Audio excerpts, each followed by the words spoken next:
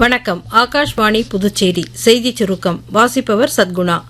வரவிருக்கும் நிதியாண்டிற்கான மத்திய பட்ஜெட்டில் இடம்பெற வேண்டிய அம்சங்கள் குறித்து பிரதமர் திரு நரேந்திர மோடி நேற்று புதுடில்லியில் நித்தி ஆயோக் அலுவலகத்தில் புகழ்பெற்ற பொருளாதார வல்லுநர்கள் மற்றும் துறை வாரியான நிபுணர்களுடன் கலந்துரையாடினார். அடுத்த மாதம் நடைபெறவுள்ள பிரதமரின் 9ஆம் ஆண்டு பரீட்சா பே சர்ச்சா நிகழ்ச்சியில் கலந்து கொள்வதற்கான போட்டியில் பங்கேற்க இந்தியா மற்றும் வெளிநாடுகளில் இருந்து இதுவரை சுமார் 2,92,00,000 மாணவர்கள், ஆசிரியர்கள் மற்றும் பெற்றோர்கள் பதிவு பெற்றுள்ளனர்.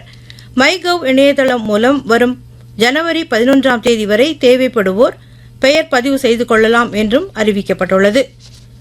வங்கதேசத்தின் முதல் பெண் பிரதமரும் பங்களாதேஷ் தேசிய கட்சியின் தலைவருமான கலிதா ஜியா நேற்று காலமானதைத் தொடர்ந்து இன்று பிற்பகல் டாக்காவில் நடைபெறவுள்ள அவரது இறுதிச் சடங்குகளில் இந்தியா சார்பில் மத்திய வெளியுறவுத்துறை அமைச்சர் டாக்டர் ஜெய்சங்கர் கலந்து கொள்கிறார்.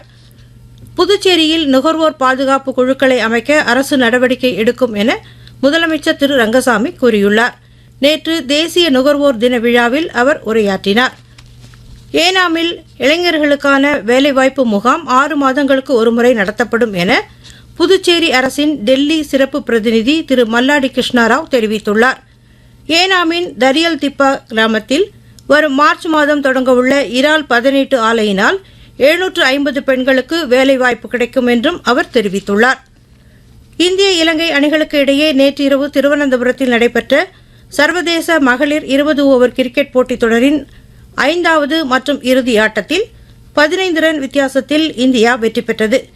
ஹர்மன்பிரீத் கவுர் தலைமையிலான இந்திய அணி 5 போட்டிகளிலும் வெற்றி பெற்று சாதனை படைத்துள்ளது. இத்துடன் இந்த செய்திச் சுருக்கம் நிறைவு பெறுகிறது.